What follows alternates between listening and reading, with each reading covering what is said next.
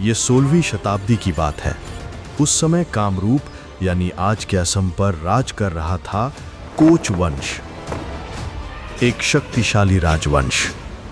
इस वंश के दो महान भाई थे, राजा नर नारायण, दूरदर्शी सम्राट, कला और मंदिरों के प्रेमी, और चिला राय, उनका छोटा भाई, एक अद्भुत योद्धा और सेनापति। उनके शासन में कोच साम्राज्य ने अभूतपूर्व समृद्धि देखी। महलों की दीवारें धूप में चमकती थीं, सेनाएं गर्व से कदम बढ़ाती थीं और बंगाल से बिहार तक हर दरबार में उनके नाम श्रद्धा से लिए जाते थे।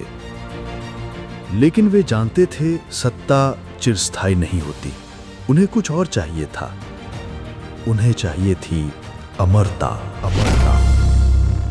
खंडहर में छिपा मंदिर, नीलाचल की पहाड़ियों के बीच समय और पेड़ों के पीछे छिपा हुआ था एक टूटा फूटा मंदिर। मां कामाख्या का मंदिर। मां कामाख्या का मंदिर, जो आदि शक्ति, कामना, जीवन और मृत्यु की देवी का पवित्र धाम था। ये वही मंदिर था जहां पहले तांत्रिक, योगी और साधक देवी की उपासना करने आते थे। लेकिन एक आक्रमण में ये मंदिर नष्ट हो गया था। अब वहां बस टूटी हुई चट्टानें पड़ी थीं। गिद्ध ऊपर मंडराते थे, कोई श्रद्धालु नहीं आता था। जब राजा नर नारायण वहां पहुंचे तो वे कुछ क्षण मौन खड़े रहे और फिर बोले, ये मंदिर फिर से बनेगा, इससे भी भव्य।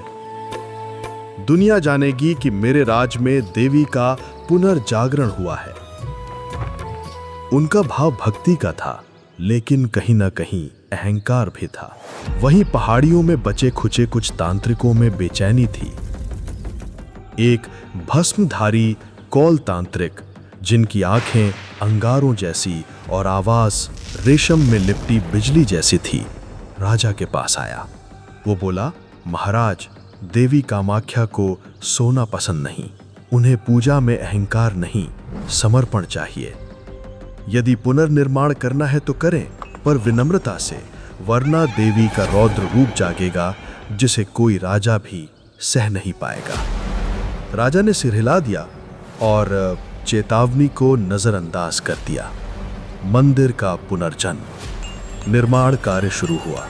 राज्य भर से कारीगर बुलाए गए। पत्थर दर पत्थर मंदिर खड़ा होने लगा।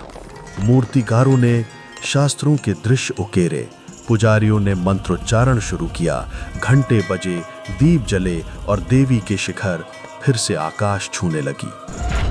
यहीं एक साधारण लेकिन अत्यंत विद्वान और भक्तिपूर्ण पुजारी आए, किंतु कलाई। राजा उनके ज्ञान और भक्ति से इतने प्रभावित हुए कि उन्हें मुख्य पुजारी नियुक्त किया और मंदिर के पास भूमि भी भेंट की। हर दिन केंदु कलाई देवी की पूजा पूरी श्रद्धा से करते थे।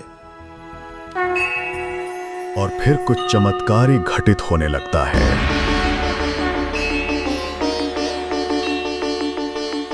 देवी का नृत्य।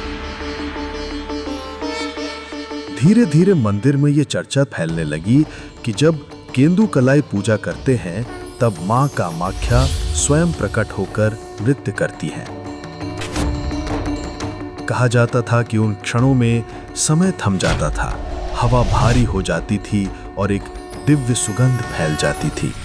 राजा को यह सुनकर कौतूहल हुआ। उन्होंने पुजारी से पूछा, क्या यह सच है कि देवी तुम्हारी पूजा में स्वयं नृत्य करती हैं? केंदु कलाई ने सिर झुकाकर शांत स्वर में कहा, हाँ महाराज, लेकिन वो केवल तब प्रकट होती हैं जब पूजा निष्कलंक हो और कोई उसे देख ना रहा हो। देवी का नृत्य प्रदर्शन नहीं, प्रसाद है।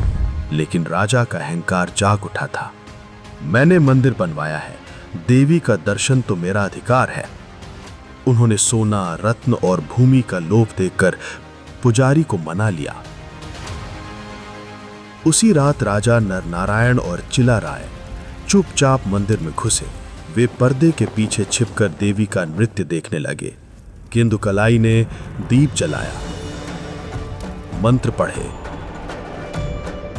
हवा कांप उठी, बिना छुए घंटे बज उठे, फूलों की अनजानी सुगंध फैल गई। और फिर वे आई। मां कामाख्या अनदेखी अदृश्य अपनी लय में नृत्य करने लगी, लेकिन उन्हें पता चल गया कोई देख रहा है। लय टूट गई, आभा रौद्र हो गई और वहीं केंदुकलाई जो पूजा कर रहे थे पत्थर बन गए। फिर आकाश से एक आवाज गूंजी, तुमने मेरी गोपनीयता भंग की, गर्व के कारण मेरी पवित्रता का उल्लंघन किया। इस अपराध के लिए तुम्हारा वंश अभिशप्त रहेगा। राजा और चिलाराय को देवी ने श्राप दिया, अब से तुम्हारा वंश कभी नीलाचल की ओर नहीं देखेगा। यदि कोई देखेगा तो उसका वंश समाप्त हो जाएगा। मंदिर फिर शांत हो गया। देवी चली गई, उनका क्रोध रह गया, एक शाश्वत श्राप। उस दिन के बाद कोच वंश का कोई भी सदस्य कभी कामाख्या मंदिर नहीं गया। यहां तक कि महारानी गायत्री देवी ने, जो जयपुर की रानी और कोच राजा की वंशज थीं, ने एक बार गुवाहाटी की यात्रा रोक दी जब उन्हें बताया गया कि एयरपोर्ट से मंदिर दिखाई देगा। उन्होंने अपनी उड़ान रद्द कर दी और कोलकाता से सिलचर होते हुए सड़क मार्ग से यात्रा की, सिर्फ मंदिर को ना देखने के लिए। इतना था देवी के श्राप का भय। साम्राज्य बंट गया, मंदिर अटल रहा।